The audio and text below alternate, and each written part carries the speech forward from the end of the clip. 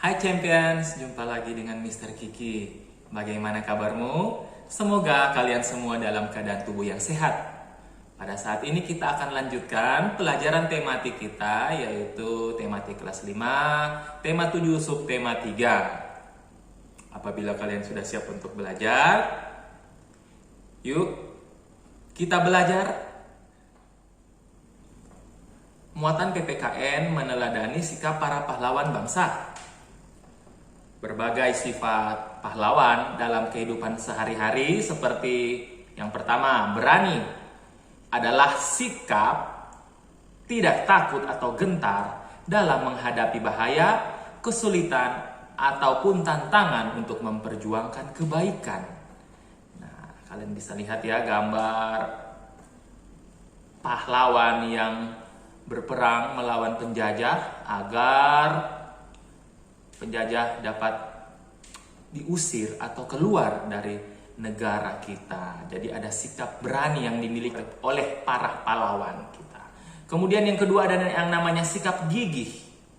Sikap gigih adalah sikap tetap teguh pada pendirian atau pikiran meskipun banyak rintangan, serta tidak mudah putus asa meskipun gagal hingga tujuan yang dicita-citakan tercapai. Ya, jadi dalam kehidupan sehari-hari kita juga bisa meneladani sikap gigih ini. Contohnya adalah ketika kita rajin belajar, ya. Kita gigih untuk belajar agar kita memperoleh ilmu dan juga kita akan memperoleh keberhasilan nantinya, ya. Selanjutnya, sikap para pahlawan bangsa yang patut untuk diteladani atau ditiru adalah yang bernama rela berkorban.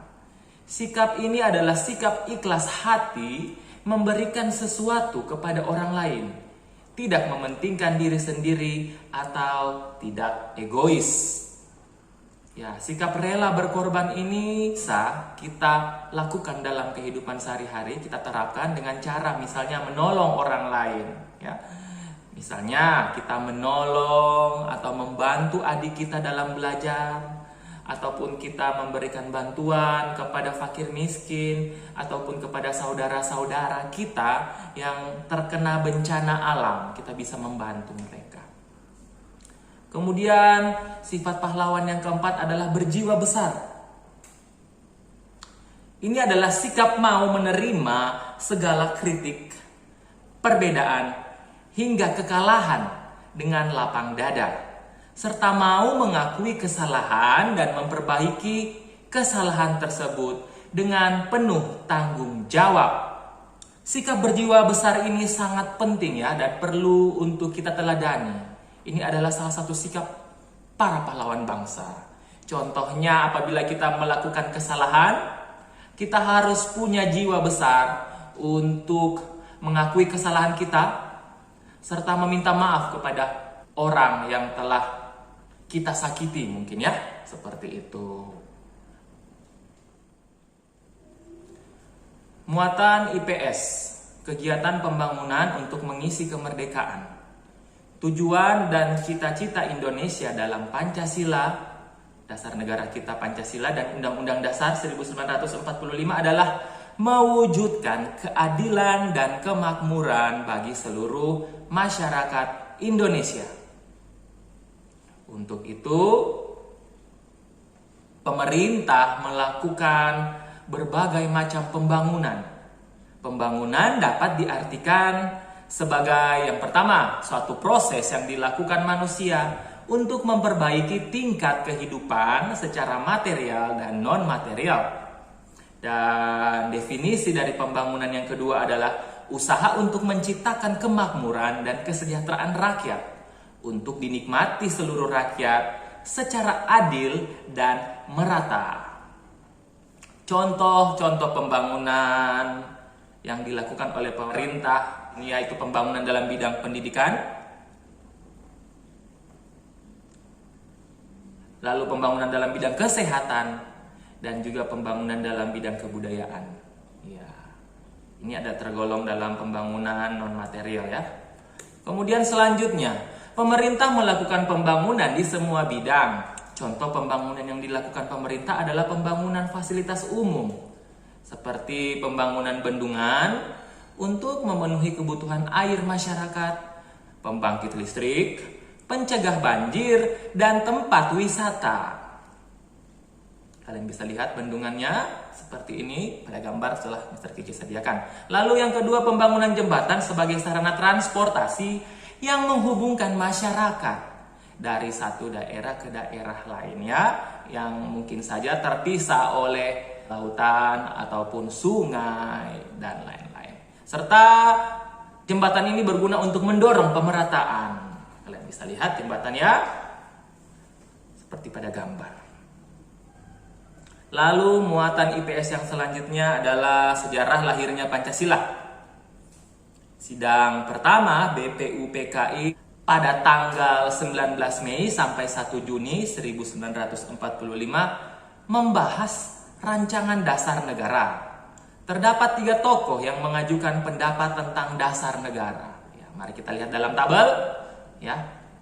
Pada tanggal 29 Mei 1945, Mr. Muhammad Yamin menyampaikan rumusan dasar negara yang dirumuskan, yaitu yang pertama peri kebangsaan, yang kedua peri kemanusiaan, yang ketiga peri ketuhanan, yang keempat peri kerakyatan, dan yang kelima kesejahteraan rakyat. Lalu pada tanggal 31 Mei 1945, Profesor Dr. Mr. Supomo mengajukan rumusan dasar negara yang dirumuskan ada 5 ya. Yang pertama persatuan, yang kedua keseimbangan lahir dan batin, yang ketiga kekeluargaan, yang keempat keadilan rakyat, dan yang kelima adalah musyawarah. Lalu pada tanggal 1 Juni 1945, Insinyur Soekarno mengajukan rumusan dasar negara. Yang dirumuskan ada 5 ya.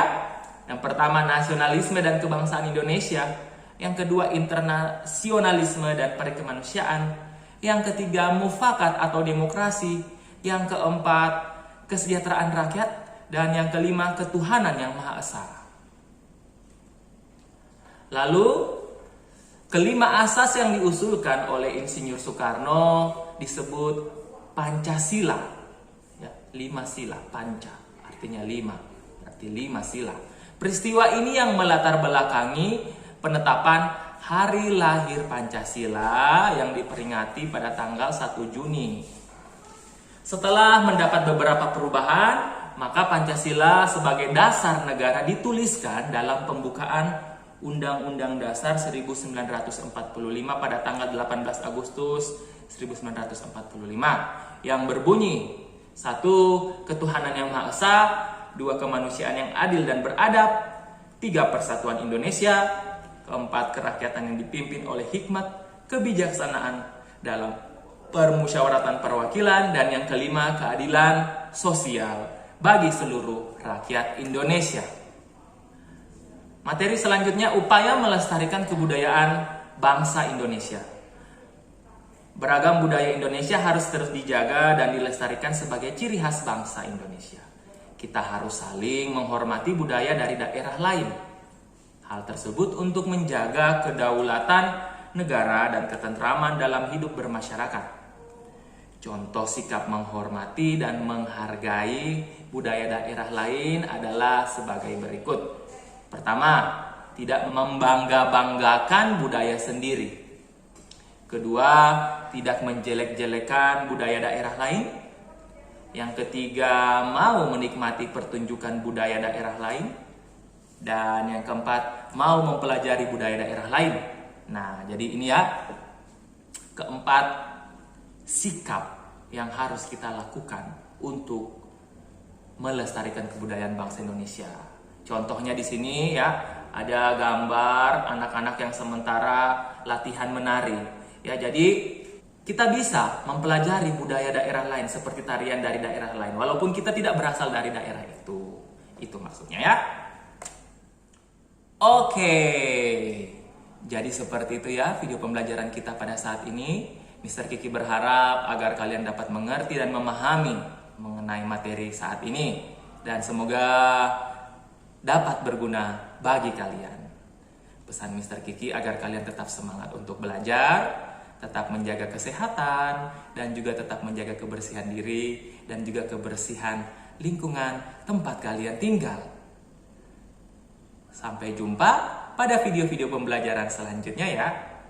Thank you for watching and God bless you. Bye.